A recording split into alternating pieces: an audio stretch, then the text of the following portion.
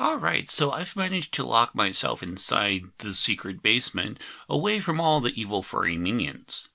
Now, if you listen really quietly, you might be able to hear the thump thump thump of them running overhead, or the scritch scritch scritch at the door as they're trying to get in. But let's begin.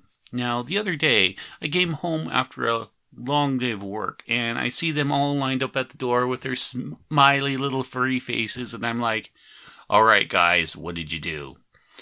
And a few steps in, I discovered their surprise. Now, this isn't the, oh, you did the laundry, you vacuumed the house, you folded and put away all the clothes kind of surprise.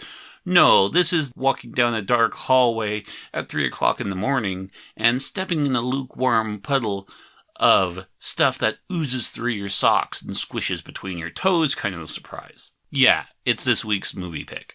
Rana, Legend of Shadow Lake. It also goes by a few other names, just Rana or Rana with 2 N's. And thanks to Troma, you can also find it under the title Croaked, Demon Frog from Hell.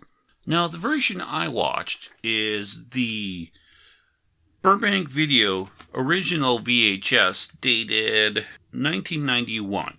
Now, from my understanding, this is actually a movie from the late 70s, and you can kind of tell just based off of some of the music they used. Like, the opening title crawl is something out of an old porn video, and then the 2 chase sequences kind of have this Starsky and Hutch feel to them.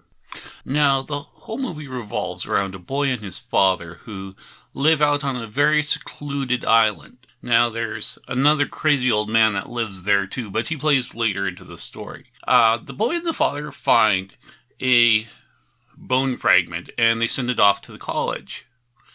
And that's when 2 groups of people show up on the island.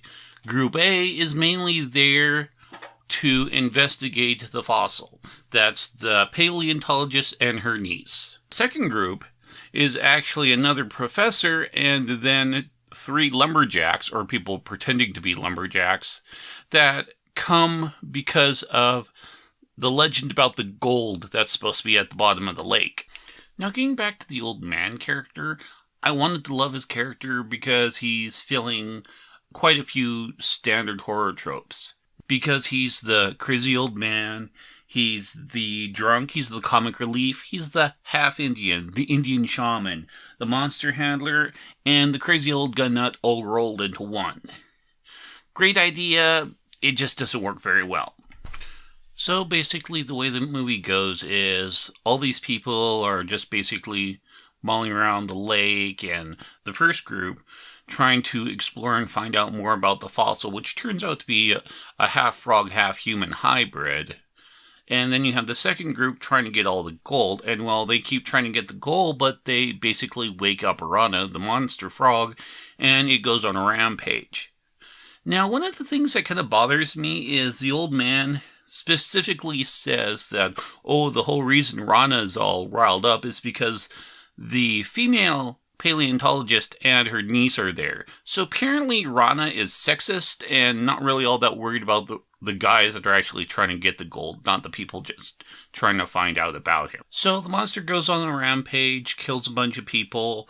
The little boy blows up a building and then escapes. Honestly, I can't remember whether or not he actually kills Ranma or not. It kind of gets a little fuzzy there. I can't tell if it's the editing or if my eyes just ended up glazing over after the B movie being that lackluster. Well, then he goes back at the end of the movie as an adult with him and his girlfriend, and this is where I think the movie kind of really sucks. Okay, up until this point, the entire movie is told as basically a giant flashback. Now, the whole reason the boy and his girlfriend return at the end of the movie is because he ran into the niece of the paleontologist, and apparently he wasn't buying the fact of how she got money, so he figured that she must have gone back to the lake and retrieved some of Rana's gold. So him and his girlfriend go down there, get into the underground cave that's under the lake, and basically they find a skeleton. I think it might have been the paleontologist, I can't remember. And then they find some Rana eggs, and that's when the movie ends on a slow motion jump scare, which is like, meh. Sadly, from a kid, the only part of the movie that I actually remembered was the jump scare at the end. Otherwise, the movie was completely forgettable. I mean, it has an amazing cover, but sadly, the monster does not look like that sweet picture on the front of it. It looks like a low-budget creature of the Black Lagoon with these giant cartoon frog eyes and this really cartoon-looking mouth, which you actually do see because he's vomiting up a frog. Okay, and for those wondering, the totals for the movie is this. The monster kills 6 people. 2 people are killed by the non-monster. And there are 2 animals that are sacrificed to try to appease the frog monster. And that's 2 chickens rather close to the beginning of the movie. You don't really see anything. The movie's lackluster and it's okay. You can track it down on the original VHS. Like I said, the copy I have is the Burbank video, Rana, The Legend of Shadow Lake. You can also track it down thanks to Trauma on DVD. It's Croaked Demon Frog from Hell.